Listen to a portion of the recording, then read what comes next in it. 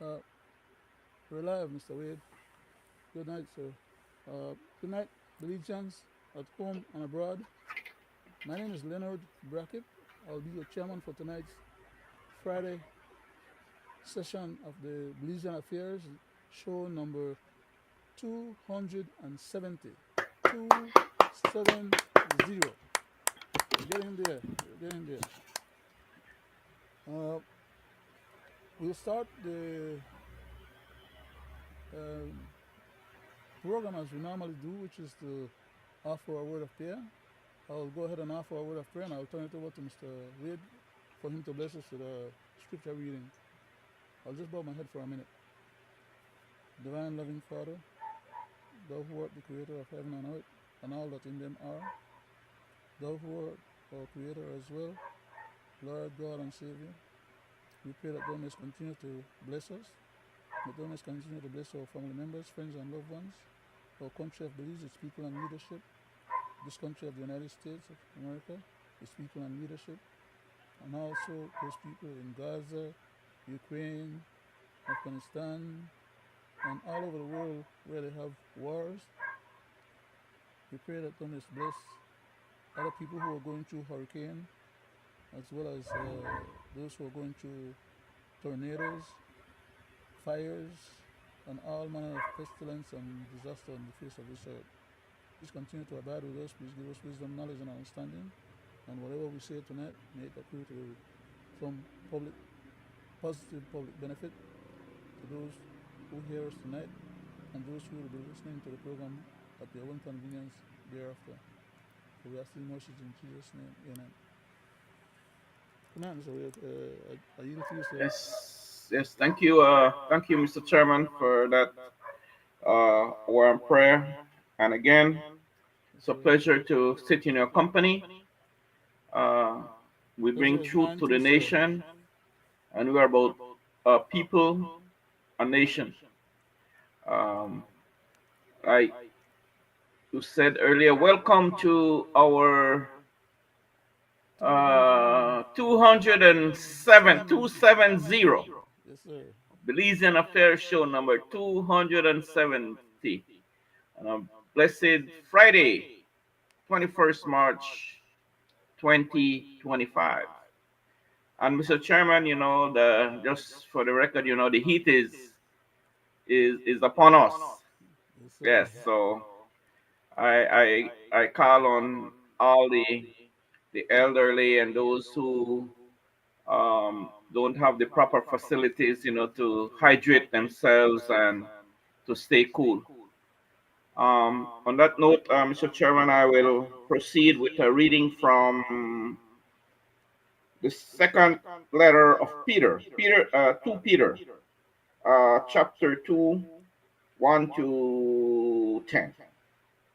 It reads, Yes, sir. false prophet also arose among the people, just as there will be false teachers among you, who will secretly bring in destructive heresies, even denying the master who brought them, bringing upon themselves swift destruction. And many will follow their sensuality, and because of them, the way of truth will be blasphemed. And in their greed, they will exploit you with false words. Their condemnation from long ago is not idle, and their destruction is not asleep. For if God did not spare angels when they sinned, but cast them into hell and committed them to chains of gloomy darkness to be kept until the judgment. If he did not spare the ancient world, but preserved Noah, unheard of herald of righteousness with seven others when he brought a flood upon the world and the ungodly. If by turning the city of Sodom and Gomorrah to ashes, he condemned them to extinction, making them an example of what is going to happen to the ungodly. And if he rescued righteous Lot, greatly distressed by the sensual conduct of the wicked, for as that righteous man lived among them day after day, he was tormented, his righteous soul over their lawless deeds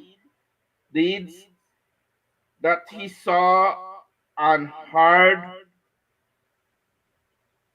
Then the Lord knows how to rescue the godly from trials, and to keep the righteous under punishment until the day of judgment, and especially those who indulge in their lust of defiling passion and dispense authority, bold and willful. They do not tremble as they blaspheme the glorious one, whereas angels, though greater in might and power, do not pronounce a blasphemous judgment against them before the Lord. That's my reading from 2 Peter chapter 2, 1 to 10.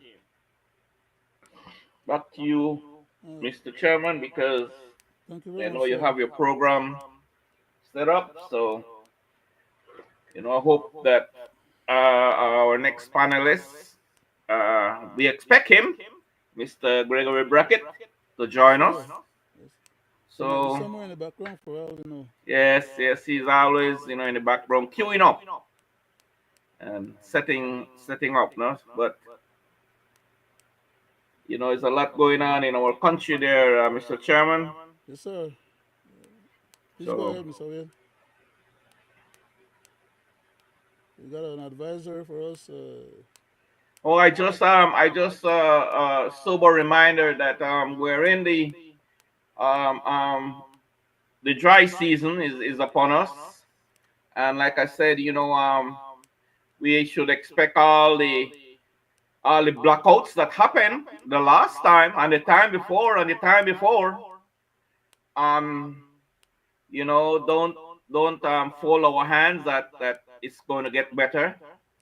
And I call on the authorities to at least take care of the elderly, if they can, which in this country we do not have the proper facilities. We do not have facilities to accommodate the elders, and those who cannot afford a little AC or some fans or something like that. These people perish and in the um, hot season. So sad. Is it going to get better? I don't see it happen. So call on the neighbors of knowing that there's an elderly around, in their next door or in their neighborhood. Look out for those elderly. Um, it's just um, a humane thing to do,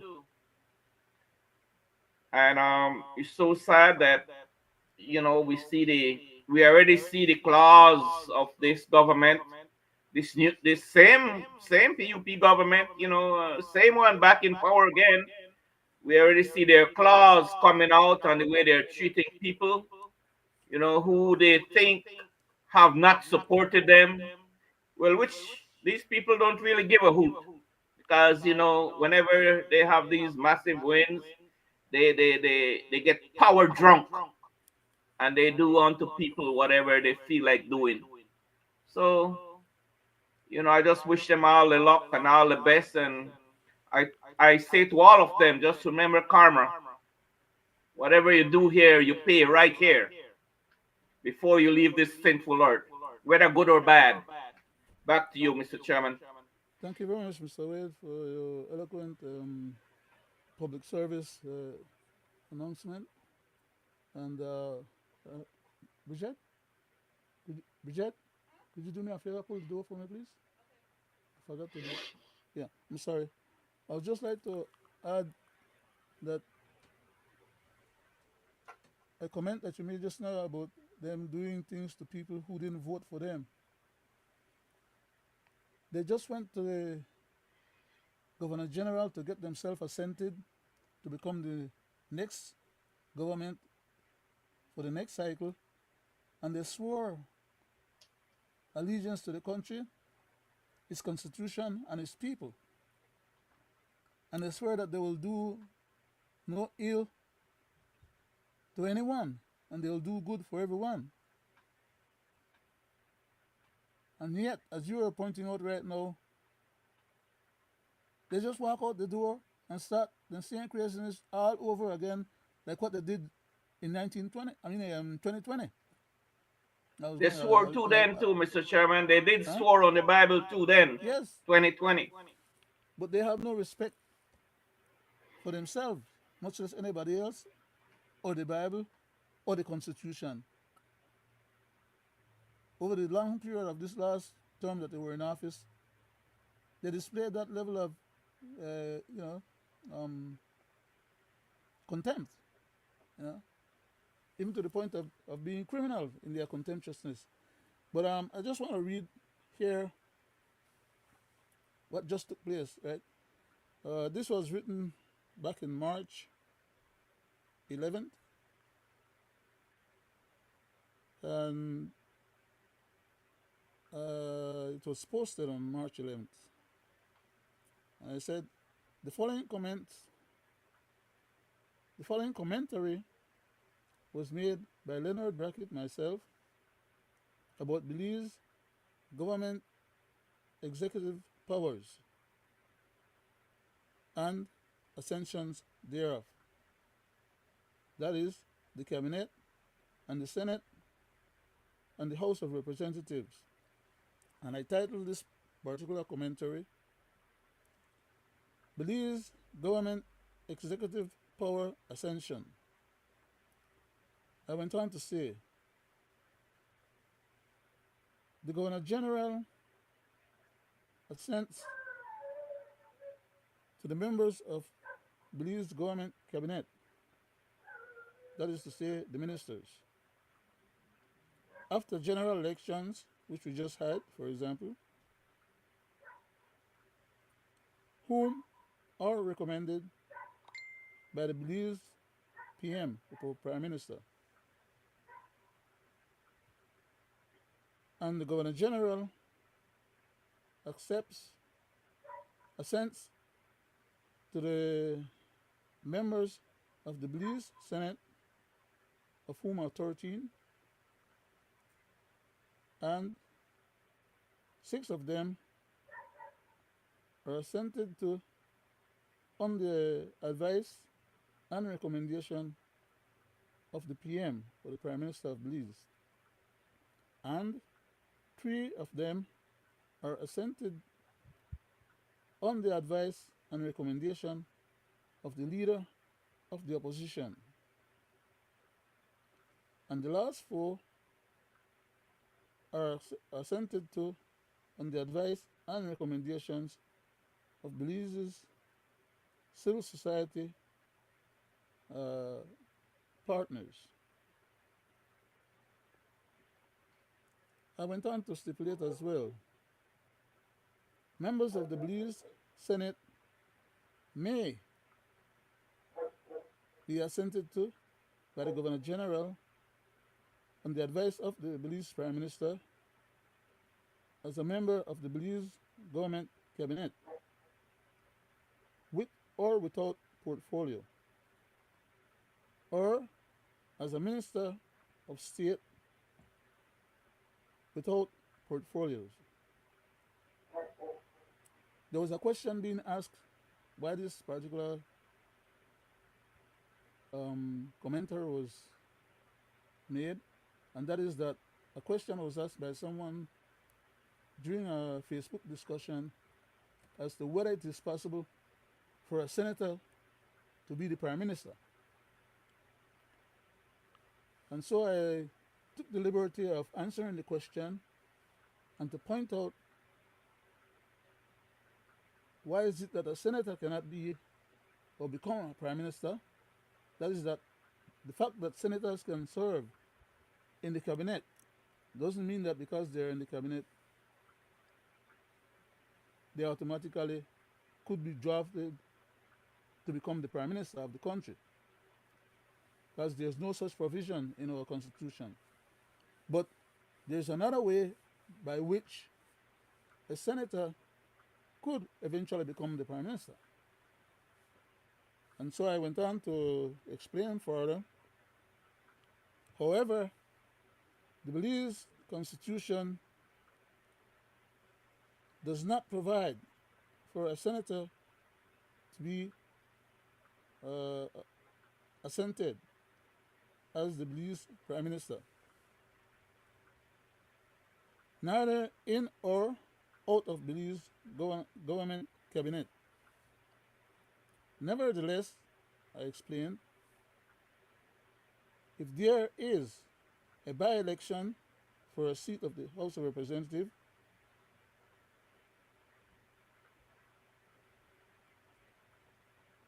and that and a senator vies or uh, tries to become elected for that seat, that vacant seat, he then gives up his Senate seat in lieu of procuring or getting the House seat. And if he ends up winning that House seat, then by virtue of not being a senator and by virtue of then in his own right or her own right, because it could be a man or a woman or a male or female, then in their own right, having won a seat to the parliament or to the House of Representatives, they're then qualified to be drafted to become the prime minister. That is that if the majority in the House of Representatives so choose, he then, the new elected former senator, now a member of the House, with the support of the majority of the people in the House or his colleagues or the ones on his particular group, can then go to the Governor General to be assented the powers of Ministry of Prime Minister. And then he will have the authority then to select his own ministers of his Minister of Cabinet as well as Ministers of State and others, by the way, because that the Prime Minister, as we know, also selects the senators. So he can make changes to the senatorial group as well after having been assented the powers of prime ministership. He can also nominate his own people, uh, three of whom can be nominated to the election and boundaries, and other nominations that he can make, such as the, um, the governor of the central bank and other statutory bodies, which comes under the prime minister's jurisdiction. But I won't get into that much more. I'll just read the rest of the essay, which basically explains the same thing as I just verbalized, right? It says, nevertheless, if there is a by-election for Belize House of Representatives seat and a Belize senator uh, runs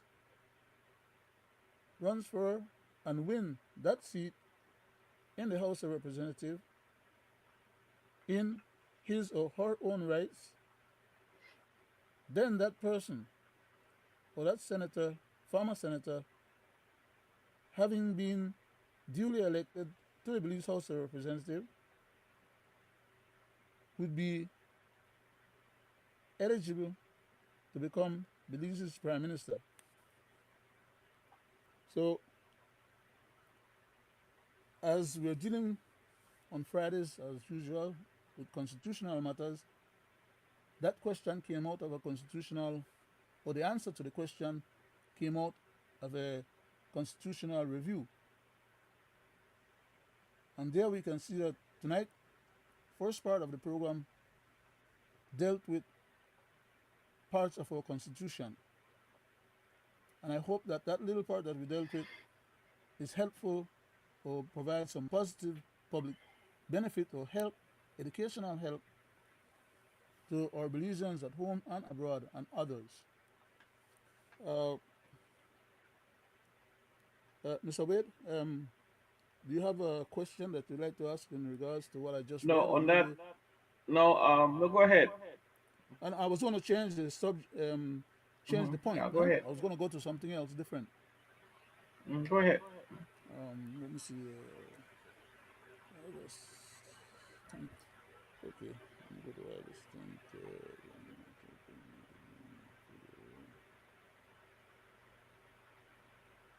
Oh, I just, it is just, my view that I think that, we should move away from that appointed senators. You know, I think that these senators, I think their name should go on the ballot box and let the people, because they play a very important role in our governance, right? You know, they're like you know, they vote on crucial issues, that affects a country and society. Uh-huh. So I think that they should be elected instead of appointed. That's what I would like to see, because these people have hell of a lot of power there, Mr. Chairman, Yes, right? sir. So I think that we should move on to have these senators, put their name on the ballot box, and do their campaigning, and so the people elect them, you know. So that's Okay. just my input on that too. Go Yes, ahead. sir. Okay. Um, I'm not going to change the subject yet. I'm going to go back to hopefully give a reply to your concern, and that is to say, the issue of how many senators we have and or how they become senators, whether by being elected and or appointed, is largely a mechanism or a matter of the House of Representatives having the authority vested in them to make some modifications or changes to our constitution. Because remember uh, when we didn't have the 13th senator, everybody was saying, oh, they want a 13th senator. And they needed it because the government have six and the other three, opposition and three social partners, would split down the line 6-6, and you could have a situation where there's no majority, right? So the interest was there to have the constitution amended to accommodate for the 13th senator eventually, after a long series of heeing and hawing. So that can happen now again. At any time, the House of Representatives can entertain the idea of modifying that particular section of the Constitution. They are empowered to do so. Okay, so it's just a matter of the right And it's people. sad. It's sad too, Mr. Chairman, that Yes, sir. you watch a UDP government. They bring in their little cronies and their little likers and their little supporters or whatever, and give them these positions, right? Some of them don't have a clue what's going on, right? And they are lobbied around the country, and bring in their closest people that will serve their interests. Same as the PUP. The PUP do a hell of a better job, Well, than the uh, than the than the UDP in bringing their there are people who they like to I, to I, to I, I to will push through their agenda, right? I Because will. Oh, I'm sorry. Go. go ahead. Oh, okay. I will remind you and the public that we are dealing with politics, and in regards to politics, the political system that we are dealing with or that we have allows for these variables or these changes. And at the end of the day, it doesn't mean that all 12 senators can't necessarily be elected. 13 senators can't be elected, and all being elected by one party who, because they have the purse of governance, they can do as they just did with the general election, misappropriate large sums of money from our consolidated funds and finance their own campaign to the point of winning all 13 seats. So right there again, we have another travesty that people would complain about, and and so there are pluses or minuses in regards to these variables, and it's a matter, like I said, the right people making the right choices, and it can be done. But Of there's no course. guarantee that, for example, let's say we had 6 and 6, or 6 and 1, or we had any other combination of numbers within that 13, right? The end result is that if everybody agree or the majority agree to something, that something will be done or will be carried through, despite the fact that maybe it shouldn't be carried through or it's not appropriate or something good or beneficial to the country. So long as they can, among themselves, gather their majority or talk to each other, and that is what we call under our parliamentary democracy that we are dealing with, you know. So But oh, sorry, you wanted to say something it's else so. before I It, close out? go ahead, go ahead. Oh, Because okay. something came to mind. Go ahead then. Yeah, if just It's so sad, interrupt me Mr. if Chairman, you is want. that how the structure is set up, right? How this two-party system has the structure set up, right? Um, look at plain to see nepotism, plain to see, right? The minister bring in either his wife or his brother or his cousin or his uncle or auntie or grand, you know, come on.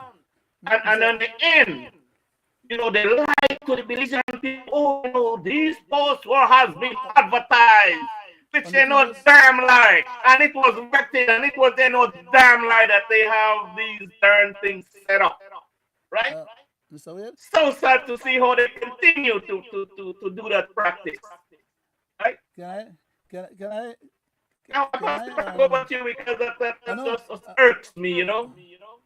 Yes, but I was about to say something that maybe was going to be contravening to your No, thoughts no, it's or not. comments or No, expectation. this is it's That just is that any Belizeans and all Belizeans should have the same opportunity accorded to them as these gentlemen went and swear, right? Without fear or favor. Okay? But that without fear or favor does not mean that because they are ministers or they are part of the government that their family members don't get to eat. Like what guys may say before, right? That for them time to eat. it's so sad though, It's Mr. sad. Chairman, It's right? sad, and it's But the It's problem not the it's problem not is like that the PUP is paying, Mr. Chairman. It's not like the PUP is paying these people out of their purse or their pocket. This is a national thing. This is from the taxpayers. So I think that the wider society should have some kind of leverage too, right? But it doesn't happen. The UDP does the same thing, right? that's that's the that's the Right? powers and that's the powers and prerogative of governance and government. You know, So sad. and And then they they cannot. swing around, Mr. Chairman, and they lie to the public and the world. Oh no, we had advertised these posts. It's the gazetted. It's in the newspaper. It's in the. No, on that point or on that part, I will agree with you that they ought to do the proper advertisement for these positions, right? And they don't normally do it again because um, the government and the executive power choose who they want to participate or to be part of the executive branch of government, and they hire and fire according to how they, their own predisposition. For example, we have a situation right now in cabinet, the new cabinet, where the former minister or cabinet minister was responsible for a certain portfolio, and that minister was a veteran in politics and served, I would say, her party loyally for long many years, decades basically. And now we have a new person that just as a novice became elected like others, and that particular person, because she's the daughter of the prime minister's um, what do you call it, CEO, right? Chief Executive Officer. That person then gets put ahead of the veteran politician, instead of they give that person the opportunity to work with that veteran politician as a minister of state in that veteran politician's previous portfolio, so that they can train the new person coming in, so that when that veteran person leaves, probably by the middle of this term or maybe at the end of the term, however, because the prime minister himself was saying that that particular person that I'm referring to, I didn't call her name by the way, at least so far, and I hope at least most people understand who I'm referring to. But the bottom line is that it's nepotism as you classify it, because there was no need for that veteran person to be pushed aside without that new person getting that same portfolio, without the benefit of the knowledge, institutional memory, and experience. That's what a good manager or a good prime minister would have done, as I indicated earlier. Keep the same portfolio for the person that had held it in the last uh, um, cabinet, and let this new person go in and work with that former cabinet member as a member, as a minister of state. As But then for the prime me, minister turned around, gave that position to the new person, and that new person had nobody to help or support her that had the experience. So she have to find a way to deal with it now. While the person that was the experienced person was taken into the prime minister's office as a minister of state, and then they were saying that that's a promotion. yeah. So As for me, Mr. bunch of Chairman, that that jackass, man. that name, that letter CEO, uh, right? That should, they should do away with that, right? Right? The country was running with permanent secretary, senior public according to officers, according to right? experience, Right?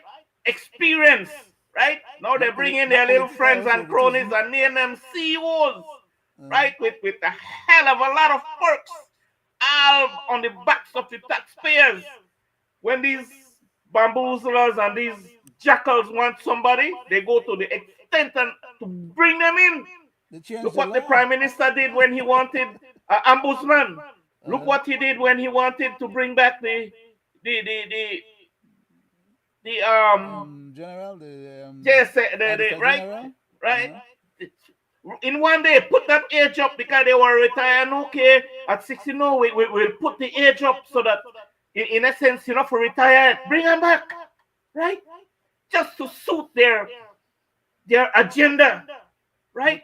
But the I worst mean, who offending does part, that, Mr. right? Wade, the You worst have offending. other Sorry. qualified people out there too. Look at this man, financial secretary. He been in there for over 50 years, 6 years. The man, Mr. Witt, right? You want to tell me there is not another person in this country that could do that job? Oh, they don't want to let go of that precious book. He That knows too precious much. book, He right? knows too much. That, He that knows where that's the a skeletons precious are. book, right? The PUP, the UDP come, they sit down on that book because they don't want, no, because only that man could control that book. The PUP come, sit down. We want that man because only that man know how to play with numbers and control that book so it look good. It's which a is not damn true. shame. Which is not true. It's a damn shame. Then they will say there's no other qualified. They're quick to say that, Mr. Chairman. There's no other qualified people in the whole of Belize They to are do that job. they are the general, Mr. Wade. You see how they pull that Look one at off? that. And the worst offending part of You that know deal that they pulled off is that they gave that person a contract for some 30 odd years. Now who you tell does me that? that they expect to be in government and win all the election between now and the next 30 odd years? In other words, any other incoming government, unless they buy that 35-year contract, That that post, have to live with Mr. that position, Chairman, that person. that post is stifled for 30 odd years. Stifled. Yep, yep. So a young aspiring person, a youth that has the knowledge and they could do a better job, and that person Mm-hmm. got to put on hold because that person have 35 years of contract. Huh? You think that joke with these people?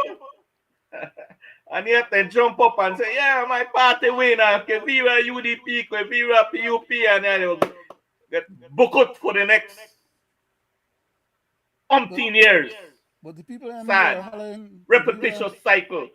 Good for you, good for me too. the people who are hollering about que viva, they're only saying what they're saying because they feel like they're getting enough of the pie or the crumbs off the table, so they don't care what's happening to others. They don't Mr. care whether Chairman, it's where mismanagement does or management $100 or take you whatever. in this country? Where does $50 take you in this country? Right? Where does $200 take you that sell your soul? How much groceries you could buy with that? Right? How much light bill you could pay with that? For how long? How much water bill you could pay with that for how long? So sad. But that's a culture, Um, right? That's the culture. yes, sir. Go ahead, Mr. Chairman. Um, let's say 10th, August 10th. Okay, so I'm gonna go to August 10th and I have a. Let me see which one is this. We're talking about spreading the love, or they are for people and nation. They know good who they for. Uh, I'll transition a little bit, Mr. Wade, Go ahead, Mr. to Chairman. another constitutional matter that needs to be fleshed out or addressed. And this particular matter here is about, well, it's an article that was written October 20th of 2021. So you see how far back we're going now?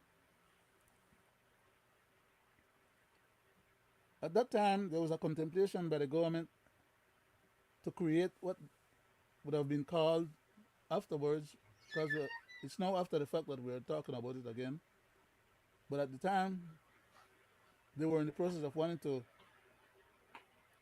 encourage the people to tell the government what part of the constitution they wanted the government to eviscerate or to take out or to amend or modify or whatever term is applicable to what is it that their agenda was. The bottom line is that they then constituted a group by the title of Belize Constitution Reform Commission. We flagged them enough about that and on that and what their agenda was supposed to have been about, rather than what they said they were trying to do, to the point where they decided to change the name. By changing the name, apparently, that would have allowed them to continue doing the very same thing they wanted to do, but under a different name. But at least the Exactly. flagging that they were taking under that old name could be dispensed with. And anybody referring to that old name could be said to be like half the beaten part, right? They're not in tune. So anyhow, let me read it. Uh, Belize Constitution Reform Commission. I said, Belize PM is hiding behind uh, is hiding behind uh, so be so be careful. Take heed. He's hiding behind the Belize Constitution Reform Commission with devious intent. He said previously, Belize lacks talent. That is, I put it in a different form and I said intelligence aggregation and deciphering analysis capability.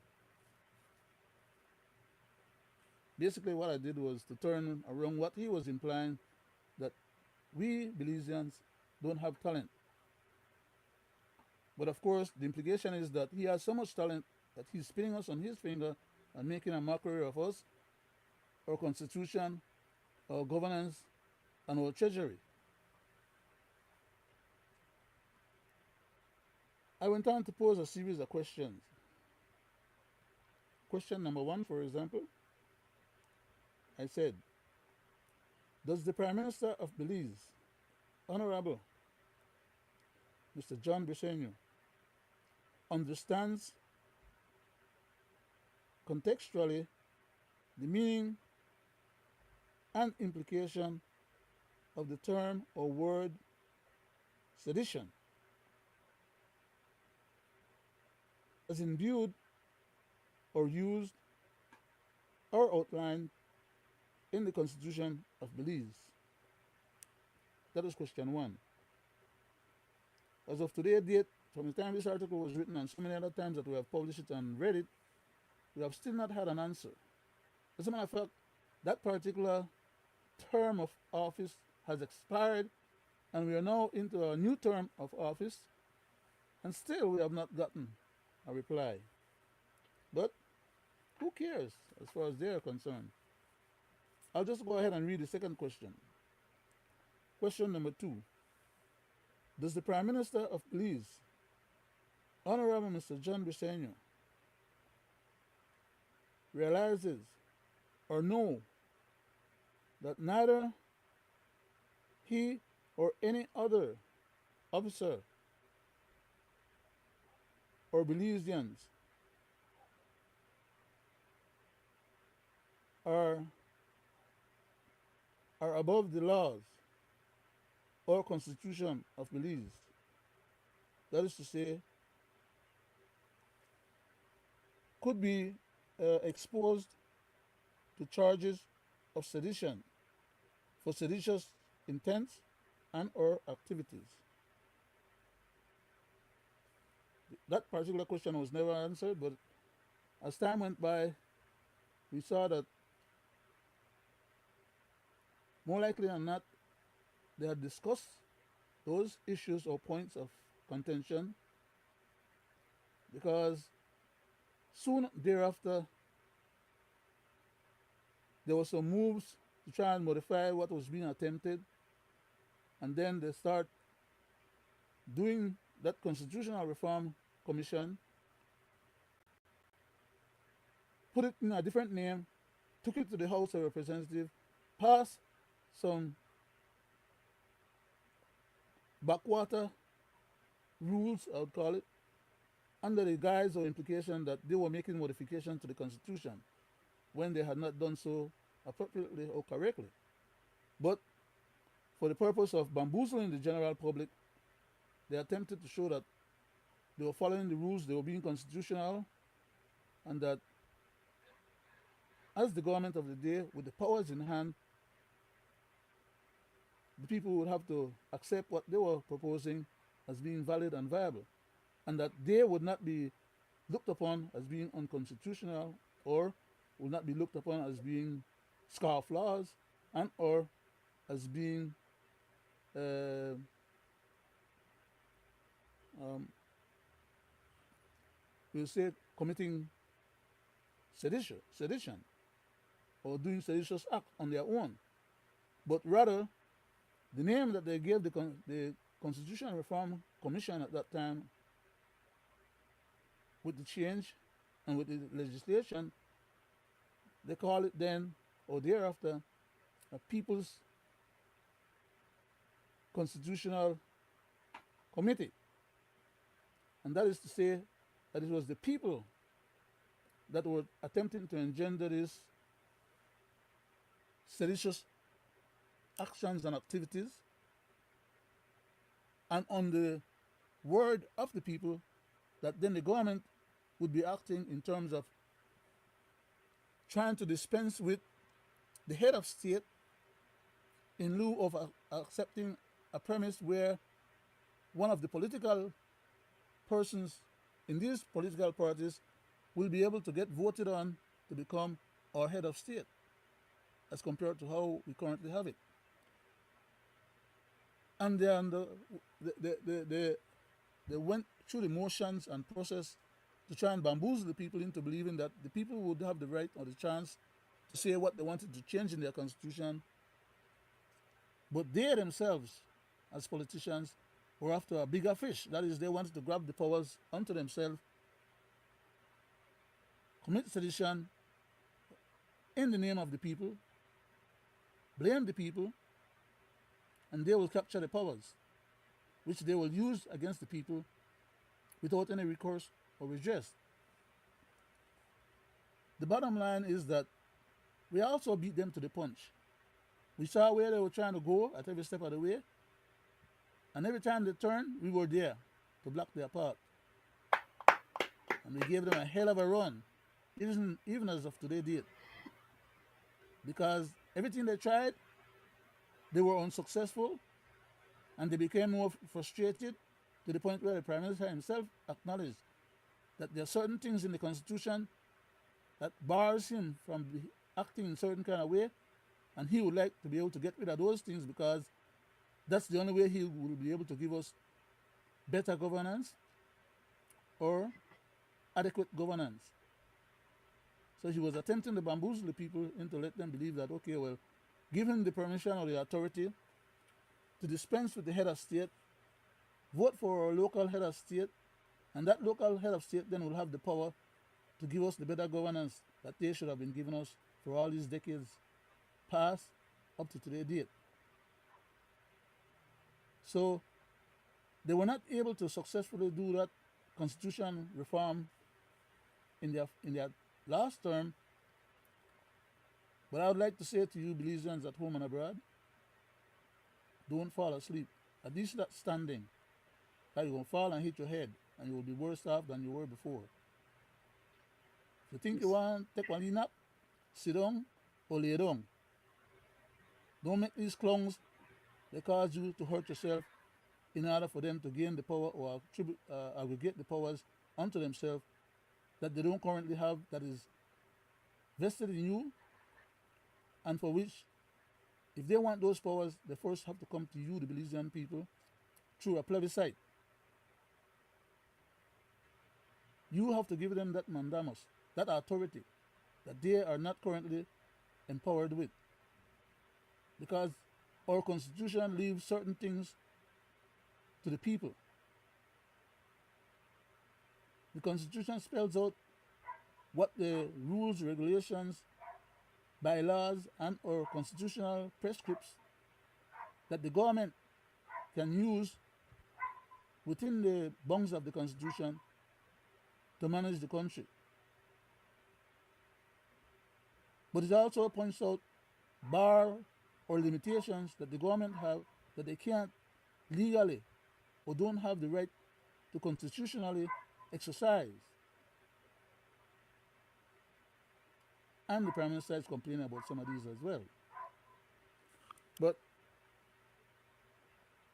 I'll cease the elaboration a little bit and go into question number 3, which reads as follows. Does the Prime Minister of Belize, Honorable Mr. John Briceño, abhors or disagrees with the Constitution of Belize as it currently is, and he would like to arbitrarily and capriciously make changes, which is apparent with dream. That is a question number three, with emphasis and an exclamation behind the question, just for good order. I'll read question number four. And by the way, neither question number one, two, or three so far that I have read has been addressed adequately, but we hope that in this next term that is coming, we'll be able to hold them at bay and force them to have to yield to the constitutional requirements or be unsuccessful in their agenda to turn Belize into a Central American republic. Because that's their ultimate agenda as a Yes. bunch of Trojan horses working on behalf of foreign interests.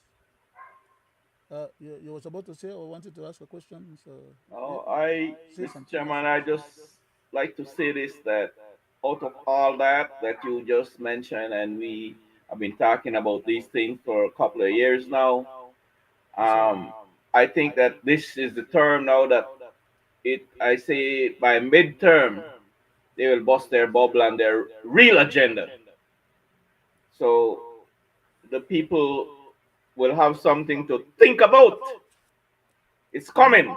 I hope I'm still around, Mr. Wade. I hope, and then we'll say what we'll say, Leonard. We told you so, right? We told you so. I give it until But they're while going to while pick up enough steam uh-huh. between their midterm, and they were going to bust the bubble, right? Who like it, or who want to drop dead, or want to jump Nothing for they could joy. do, nothing anybody will be able to do about at that time, according to them. But Think that's for that's its later joke. on. All Yes, right. sir. Okay. That's Let me all go I on wanted to. to say on Yes, that. sir. No problem. Just interrupt me when you need to, Mr. Wade. You have an idea running across the mind, or you have a question, Uh, or whatever. Uh, just feel free to, interject. Go ahead. Okay. I'll read question number four then, as I previously stated, and it says, "Does the Prime Minister of Belize, Honorable Mr. John Briceño, understands, realized that the Constitution of Belize, as a living document, a self-preserving document, provides guidelines, protocols, pro- uh, procedures, processes, and practices for lawful and legal constitutional amendments, alterations thereto. Does It's he so understand that?" Yes, sir. Go ahead. it's so sad to see, Mr. Chairman, that here we go again. They went, they hold the Bible, swear to protect, Mm-hmm. serve the people, and uphold the Constitution. Uphold the Constitution. And here you have this bamboozler, this Prime Minister again, right? Going through the motions. Fighting the Constitution, Uh-huh. fighting it. But the man, Constitution is plain and so, simple saying that what he should and shouldn't do. Right sorry there for in black interrupt, and white. Mr. And Wade. he's just fighting them. Sorry for interrupt you. Swore the last time on the Bible to Uh-huh. uphold it. Uh-huh. Swear again now again to uphold it. What kind of a person? What kind of a person? To do Barefaced, to do knowing some damn well that they're to do the gross violators of our constitution. well said, But sir. yet, swore on the Bible there, Mr. Chairman, again. Right? Go ahead. But then some of their supporters, including themselves, complain and say that I'm bullying them when I call them jackals, hyenas, and vampires. I'm describing their conduct. They're the one doing the physical bullying. But because we dare to use the words that befits their conduct, and it's not nice or he doesn't portray nice conduct, they want to blame us for complaining. They don't blame themselves for their actions and their behavior. They want to blame us for The man complaining. said publicly, Mr. Chairman, these are the Oh, guys that taking me to court, so I have to uh-huh, defend myself. uh-huh, Right? We taking him to court uh-huh. just for him to uphold the law, uphold the Constitution, honor the He's, Constitution. he shouldn't Right? have had to. He shouldn't have to be taken to court in the And first he said place. we can't take taking him to court. What kind of an idiot does that or says something like that? But the man, Mr. Weird, the man is saying no. Instead of taking 3 hours to do the whole redivisioning, as I had explained to you, gentlemen, We showed it, right? We and the showed it, analysis, yeah, right? 3 hours You max gave is you gave needed them to six, get. And I turn around and say, let's an double extra it. three Give hours. him, yeah, let's call it 6 hours. But the man refused to take 6 hours. They didn't take 6 days. They don't take 6 weeks. They don't take 6 months. The man talk about 2 years after he gets re-elected. He will think about it, And maybe, and that's a maybe, maybe too. right? Bunch of jackals, man. Yet in the This is eyes of crazy. some people, Mr. Chairman, that's the best thing that ever happened to Belize. That's the best thing that ever happened to Belize. If they'd only know, So sad, they'd only know. right? I'll go ahead So and read sad. question number 5, Mr. Wade. If you indulge, Mr. You and the rest of the public listening to our program tonight. I'll read question number 5 in this series.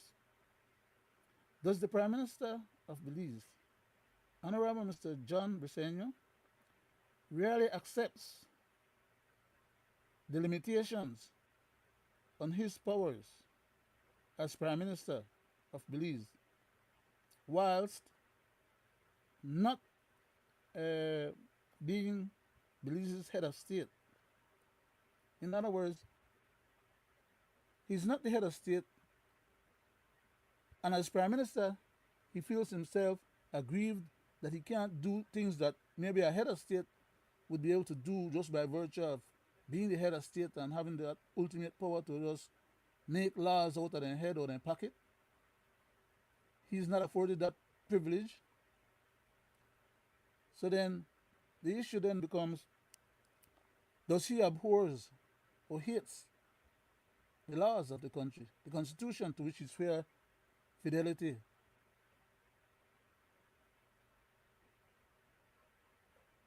I'll read the last part. It says open comma, and then it refers to the head of state from whom he, the Prime Minister, acquired assent of powers to govern our country of Belize. I'll read question number 6. Does the Prime Minister of Belize, Honorable Mr. John Briceño, wishes Belize to dispense with all remaining British colonial vestiges and or which currently overshadows Belize's conditional independence? Now, when I put that word conditional between Belize and independent, because we're declared to be an independent country, but most people, including many of our lawyers, attorney generals, or present and past prime ministers, does not recognize and or acknowledge the fact that what we have is a conditional independence by virtue of the facts, as we now know them to be, had known them to be, and unless those facts or circumstances change, we will continue to be in a conditional status, therefore questioning the legitimacy and the powers vested that we have as a presumed independent country. Because when you have an independent country, it is presumed that your head of state is either elected by a local populace or somehow or another gains control of power over your local populace, either by overthrowing a previously existing government and taking the powers onto themselves, and or by having, as in our case, a democratic process whereby that head of state could be elected as compared to how we have it right now. We do not have an elected head of state. And until those powers are devolved to us and we can exercise that prerogative as a national prerogative, then we cannot take away the conditional word or term from our independence. Because we have a head of state who is foreign to start with, to whom we have no influence in terms of deciding whether or not that head of state is or remains the head of state, other than by virtue of getting ourselves trapped in this conundrum that these jackals and hyenas have been trying to imbue on us. They take the power and we take the blame. That's their shell game that they're attempting to play. But I need to continue reading this stuff. Which one was that? 6.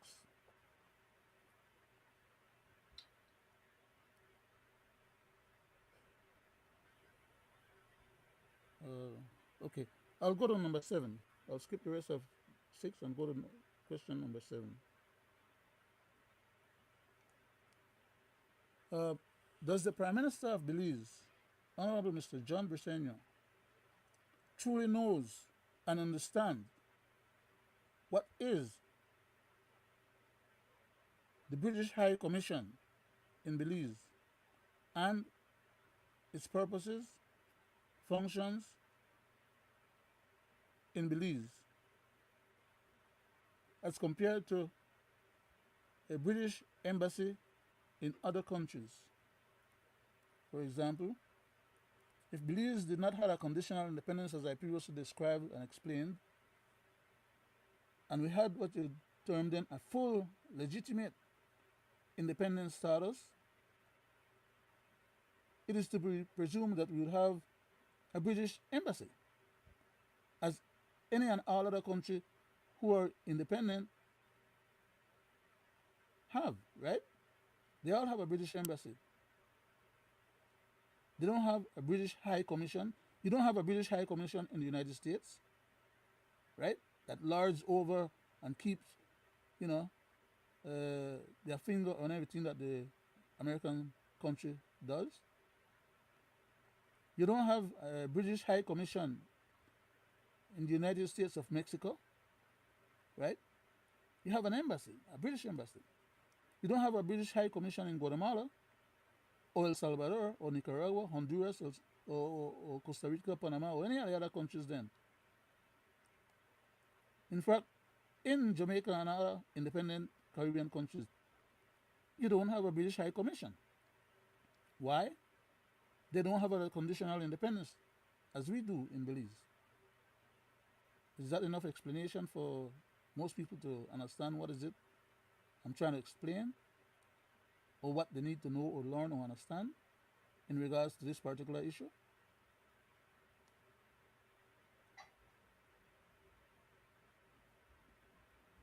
Belize has, or had, and still have, as of the date that we're having this discussion, you have what you call a BATSUP, right?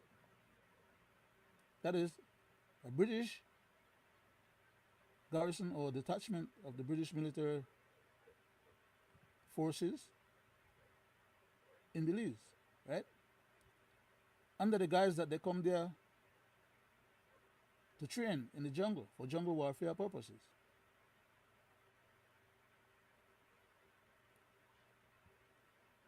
Does Guatemala, Honduras, El Salvador, Mexico, any of our neighbors have a BATSUP organization or group in their country as compared to us? Why is it that Guatemala, for the last 100, almost 200 years, has not been able to put a foot in the territorial space of Belize, formerly British Honduras.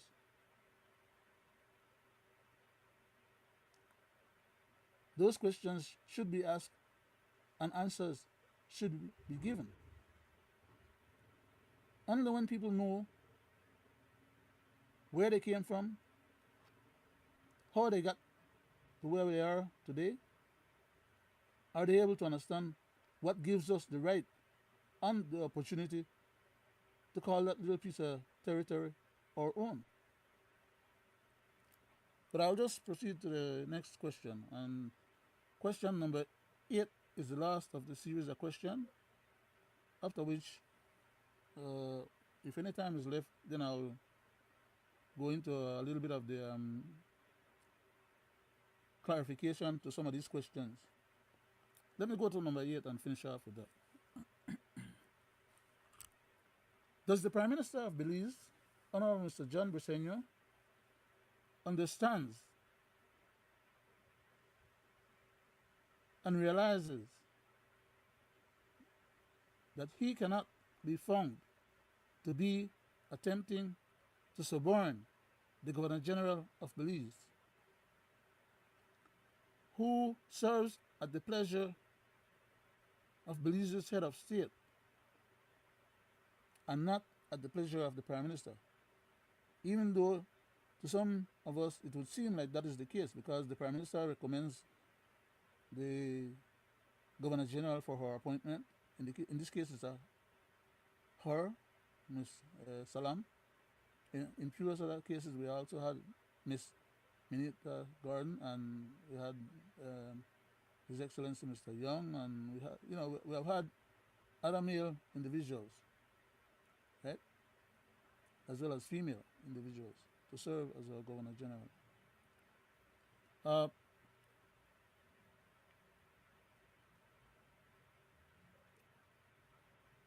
I went on to say, who serves at the pleasure of Belize's head of state, uh, and whose appointment is subject to recall. That is, that the Governor General can be recalled for cause. As much as,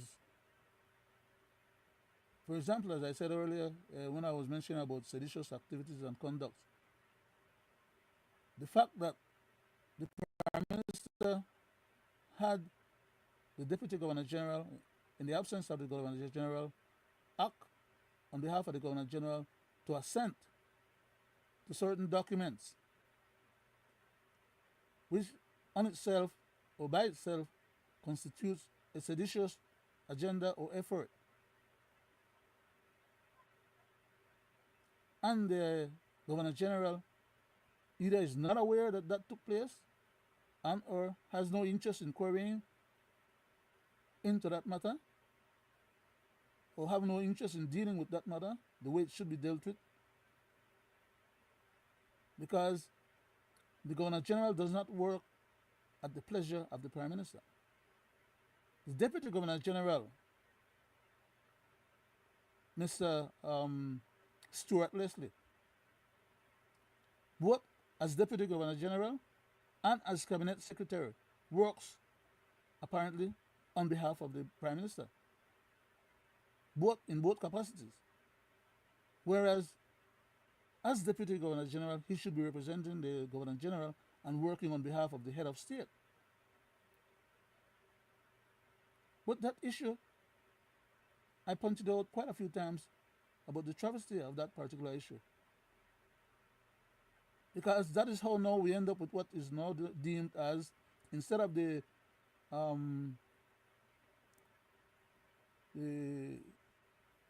Constitution Reform Commission, we now end up with the People's Constitution Committee, with legislation behind it, which was assented to by the Governor General's office. And that legislation is saying, for all intents and purposes, it's a power grab on behalf of the Prime Minister and Cabinet, the executive, as well as, because they have a super majority, it's a power grab also on behalf of the House. who passed that legislation before it was assented to. And that legislation intimates that the power vested in that PCC, People's Constitution Commission or Committee, the powers vested in them, according to him, the very Attorney General himself, who stipulated that because that committee is in play, that the Prime Minister and Cabinet and the government could not fulfill their obligation to run the country according to the existing constitution, as if to say that proposed effort to change the constitution supersedes the current constitution, as if the Governor General, the Prime Minister, and the Attorney General are oblivious of the fact that we can only have one constitution at a time. So there goes the Attorney General saying that there's two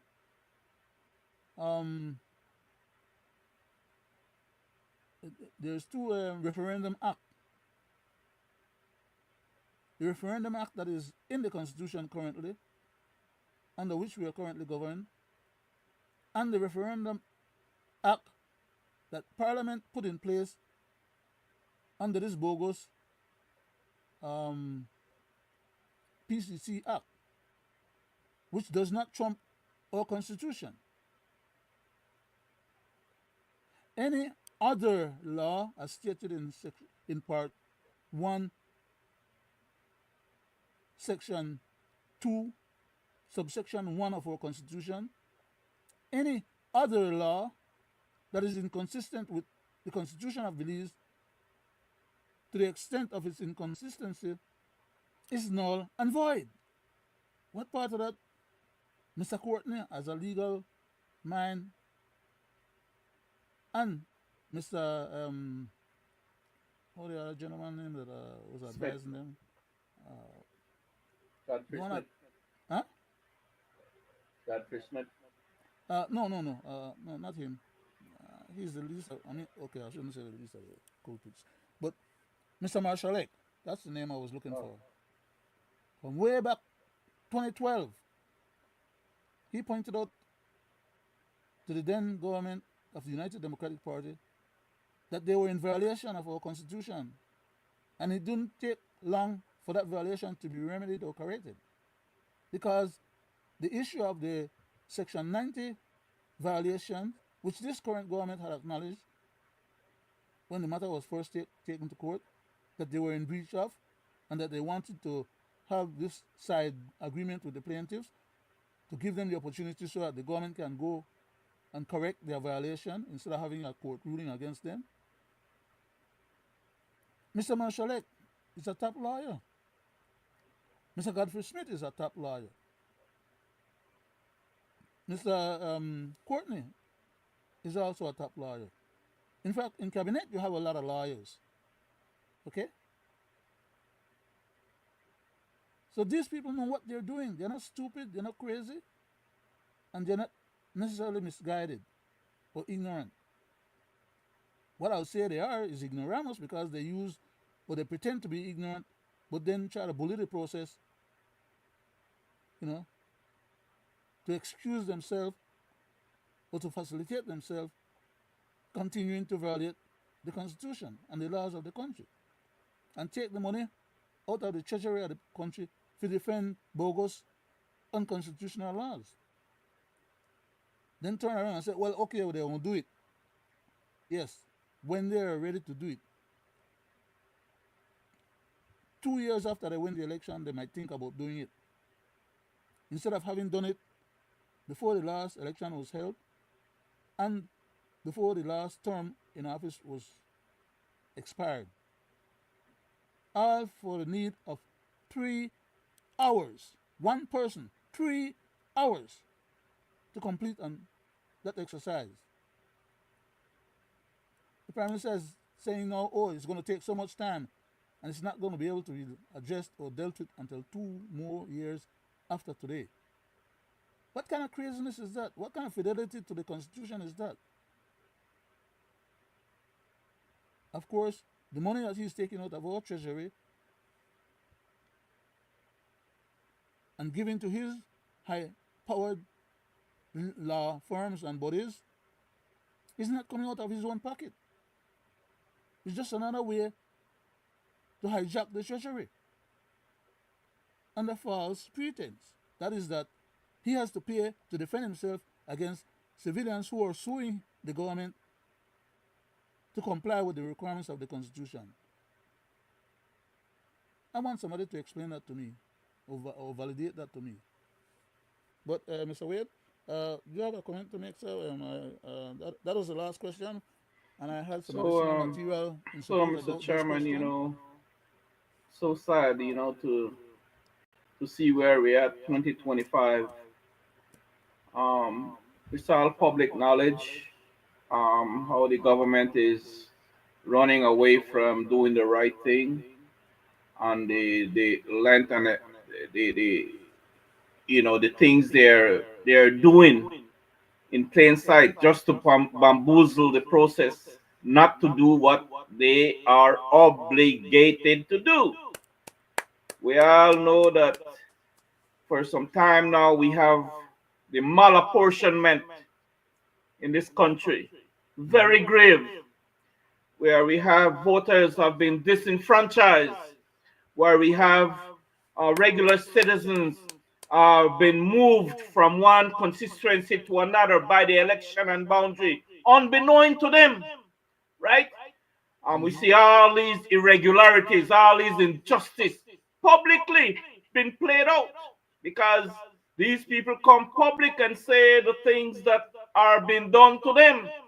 Mm-hmm. Then they talk about free and fair election and in a democratic process. It's not Look free at the nor is it man. fair. Look at the man Henry Charles. Look at the man, the Libali there. Maya, What's his name? Maya, Anthony The Maya. Anthony.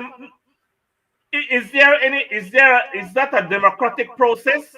Were they being contested? Were these voters from in that area, the little bit of voters they have, had the opportunity to cast their votes, right? To say whether or what if they want or doesn't want. No, these people automatically was elevated with under a few 3,000 people, and watch the power these people have, Mr. Chairman. And it will not be Watch the the last power time. they have, my people, It will not right? be the last time, Mr. Wade. Huh? It will not be the You last time know, because they got is, away with is it that now, and fair they will try it to again. other constituencies No, who have 12,000, 8,000, 9,000, 11,000 constituents, right? Is it fair to them? But you see how this two-party system bamboozles the process for their own political agenda, for their own gain, for their own uh, uh, status, right? And disenfranchise the voters, right? And do they care? Doesn't seem to care who does that. What is the right thing for this government and past government to have done? Do the right thing. Make the country equal or near as equal. Equal or near as equal. Right? And look at the amount of representative Belize City has with a little bit of constituents. You know the amount of power and the amount of representative that is in Belize City. As for me, I would say they should have just have two, one for the north side and one for the south side, right? How much people compared to other countries, right? You know, so it's so sad how the system has our people. It's so sad how they use the electioneering to profit themselves. We see how they use, the power that the people entrusted to them and they profit themselves, Mm-hmm. right? So And I say this, Mr. Chairman, I say this, it's so sad that our people just don't seem to care, right? Sad. It doesn't like we the claimant in court now seem like a bad person. We are enemy of the state. We are enemies of the state. The six of us are enemies of the state. So this man has to go and get all these top lawyer to fight us again, to fight us just because we are telling him that the Constitution says you should do X, Y, and Z. And he brings his top notch attorney to fight us just because we are telling him that. Who does that? What kind of a leader does something like that? And it's all okay, right? Come on, man. If this man, past and present government, would have done the right thing, we wouldn't have been where we are today, 2025. Back to Well you, said, Mr. Mr. Wade. Chairman. Well said, sir. Um, we have about 8 minutes more left in the a little over 8 minutes left in the program until we get to the end of it, according to our time sequence. But I want to take another couple of minutes here to read some of the following information in support of the eighth question that was read earlier. It says, uh, note well or pay attention, take care. The following commentary was made by Leonard Brackett as an overview to questions from Mr. Gregory Brackett on state on statutory instruments versus the Constitution of Belize, acts and intended amendments thereof and alterations thereof or thereto. The title of this particular essay was or is The Constitution of Belize Bastardization, open bracket, challenging Pandora's box, close bracket, as a question in the form of a statement, emphatically, because these are critical, very important issues that needs to be attended or discussed. I went on to say, Belize at 40th year of independence, which is that's quite a few years ago when this article was written, as previously noted. It was written on the on it was written in 2021. So at that time, Belize had just made its 40th year milestone as compared to where we are today, a few years later.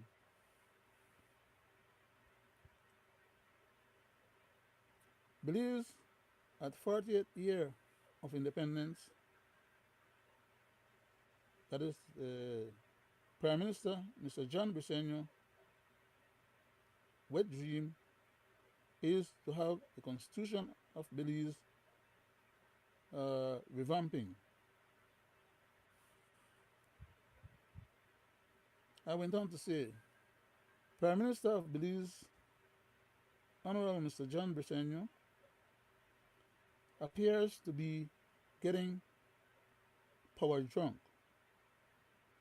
That is, announcing a Constitutional Reform Commission, CRC, to reform the Constitution of Belize into a more pliable document so as to aggregate to government of Belize some additional powers vested in Belize head of state and the people of Belize and the constitution thereof. I went on to say,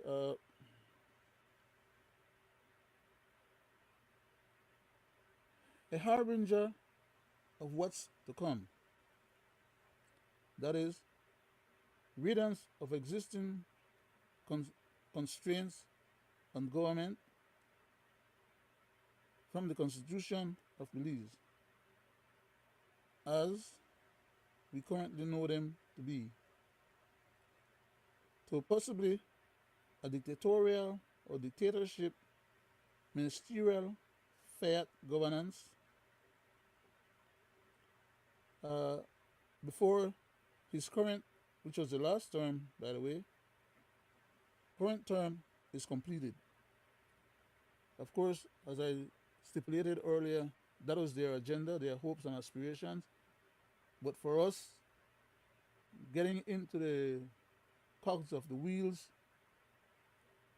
and putting sand and stone and other things in there to stop the machinery from rolling forward, which then did not allow them to achieve that objective within that past term. They have conducted another illegal election now and acquired another term, and it is the presumption that they will try and attempt to get done what they could not and did not get done previously. But like I said just now to Mr. Wade, I hope I'm still alive so we can continue keeping them at bay, because our lawyers at home, which are many, by the way, are distanced and disengaged from the process of trying to keep the government at bay from eviscerating our constitution. So it falls on us then to do our next best to stop them or block them from being able to achieve that objective, because it is no good for Belize. Uh,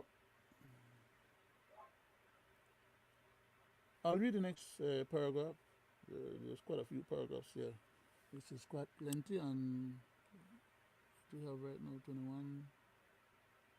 Okay, so we have 121, 9. We got about a little less than 8 minutes.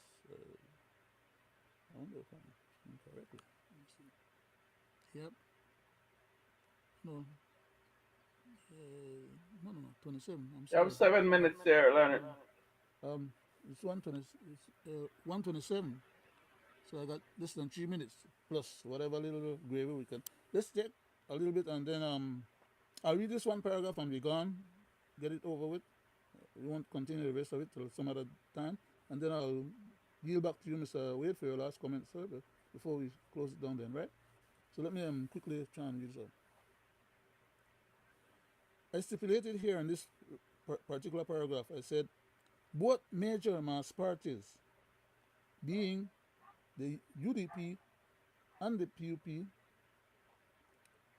as government of Belize, have indulged in bastardizing or bastardization of the Constitution of Belize in various ways and for different reasons and objectives, and at different times, whilst attempting to govern by dictatorial fiat or govern dictatorially by overreaching and aggregating to themselves what is this,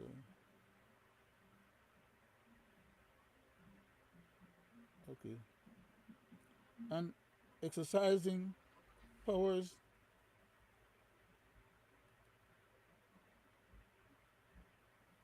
with immunity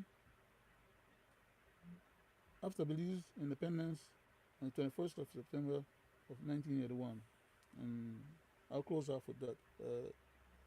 You have a question, a comment, or something that you'd like to contribute? before we close it up, Mr. Oh, Wade, or that's something it, that's Mr. going Chairman. on? We are pretty much out of time, and I want to, thank our viewers and listeners, those who view us, you know, um, support us, by sharing. I want to thank them, to keep um, keeping the visibility, keeping democracy alive, as that's what we try to do here to our program. And I call on our people in this country of Belize to still, I said it before election, it didn't, you guys didn't tell your representative, but I call on you again. Tell your representative that, you guys need equal representation. You need to get the redistricting done in this country. So push it there to your representative, he or she, right? Or call Briseno, your prime minister, Johnny Briseno, the prime minister. Call him and tell him, what he should do, not want or maybe, no, what he should do, should, the word SHOULD, should do, right? So, for those who are, patriotic, born Belizean, and acknowledge these ills, right, and say enough is enough, call them, call your representative, right? And I don't think you'll see them now. I mean, election is done, you have been used, right? But try some kind of way to get to them, okay? And on that note, it's always a pleasure, Mr. Chairman, to sit in your company, Thank you very right? much, sir. Say The good pleasure night. is mine, Mr. Wade. And just on what you commented just now, why would a prime minister relate to and or treat the people of Belize with such criminal contempt when in fact these are the people that give him the privilege to serve and be in the position of power so that he can help himself and his cronies and friends and families to earn national assets? Why should he have to be so disdainful to those people? The bottom line is that there's no need for him to conduct himself in that kind of manner. And the people of our country, unfortunately, appear to be very docile and laid back. Very. And time is going, the situation is getting worse and worse. There are people who are going to bed at night without eating. A pack of ramen that used to cost 25 cents a few years ago now costs over $2. And some people can't even come up with that $2 to buy a pack of ramen. And some of these people have kids, which is the worst part. They can't provide for their kids. There's no jobs. I mean, while you have a few people gobbling up millions and millions of dollars out of the treasury, And who give them that power to do that? they give them that power to do that, Mr. Wade, by virtue of collecting $150 on election day, one plate of food and a couple of beer and a little music, and they enjoy that one day, and the following day after that, they're back to square one. But we'll have some other nights to pursue some additional issues such as those. And thank you very much again, Mr. Wade, for sitting in with me tonight. Pleasure is And mine, your Mr. Chairman. contribution is well appreciated, sir. Thank you. And we just want to say thanks to all the Belizeans at home and abroad who have tuned into our program as it was live, and those who tune in, especially over the weekend and many other days. Thank you very much for taking your valuable time and listening to what we had to offer. God bless Belize and Belizeans at home and abroad. God bless Thank you you. always. Amen.